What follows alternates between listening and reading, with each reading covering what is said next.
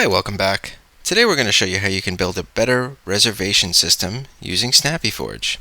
If you watched our last video, you'll know that we already created a available time slots thing. So if we, let's say, start adding time slots for this, we have to choose one of the available times that are set up already. And we're going to just create a couple of other time slots here for our new application to use. So I created a form already, and in it I have added a date time control, and I'm enforcing certain times to be picked. I've also disabled Sunday and Saturday, so this way those cannot be chosen. So if you were going to give this out to someone else so that they can create the time slots for you, it's a really easy way for them to do this, and it kind of enforces that your rules are being followed. In any case, so now I have 2 days worth of time slots created. I have 3 available time slots for my business, and I want to enforce the number of slots that I have available for people to sign up for. So that's the basis of how we're going to set this up. Now we're going to create a new form, and we're going to tie into this. So let's go back to our dashboard. I'm going to click new form, and I'm going to call this reservation. I'm going to leave everything else standard. And in just a minute we'll be taken to our new form. Now the first thing we'd like to do is either drop a list, a drop-down list, or a radio button list for people to choose from. So I'm going to use a radio button list. I'm going to call it time slot, or reservation time. And because we already have another form, SnappyForge is going to ask us if we want to use the available times form that we created already. I'm going to leave ID here, and we're going to take date time as the text that's visible to the users, and we're going to use this.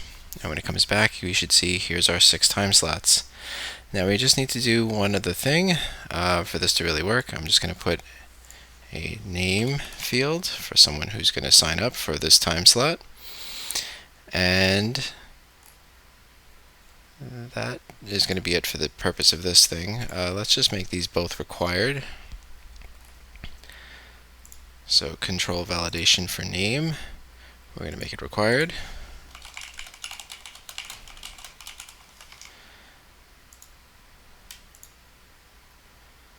And the same thing for reservation time. We're going to make sure that they pick a reservation time.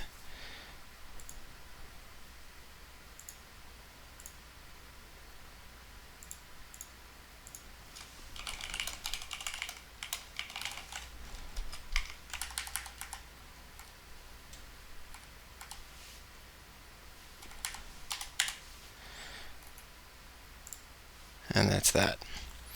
So now we have the ability that when someone wants to come and reserve, they are going to be prompted to enter their name and choose a reservation time. And that's great.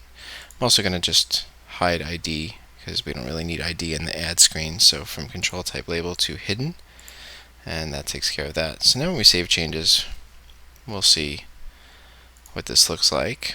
And if we try to save, we need to choose a time and we need to fill in our name. That's great.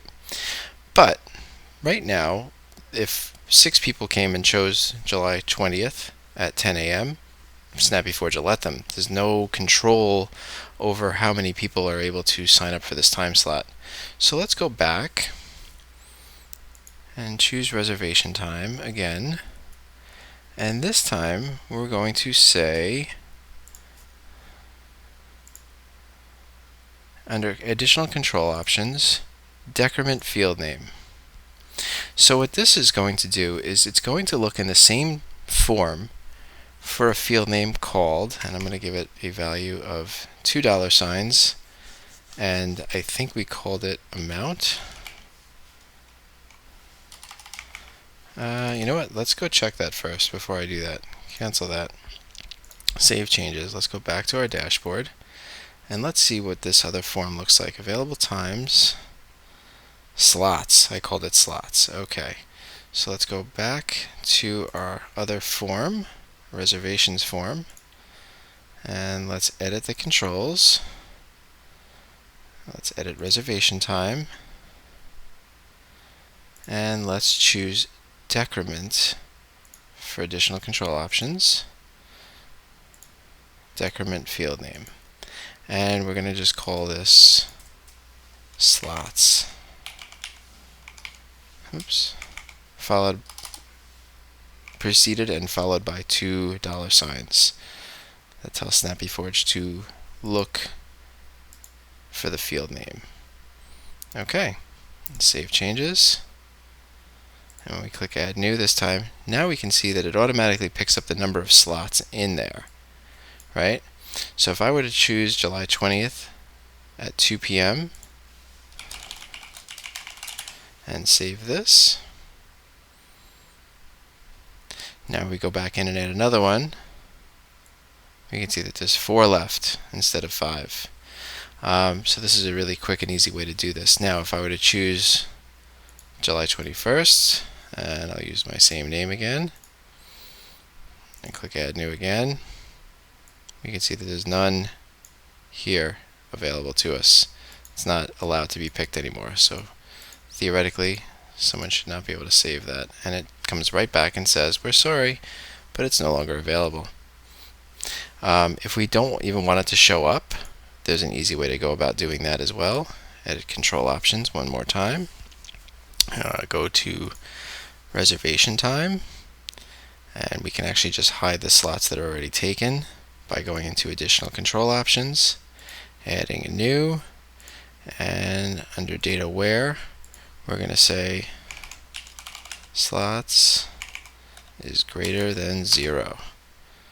Save that, copy that to everything else, and now when we save changes, let's go back into our form, add new, and we'll see that the slots that have been taken are no longer there. They're not sorted anymore either. That's another thing we can easily do from here. So let's close this, let's go into additional control options once more, and let's say we want data order by slots, no, date time,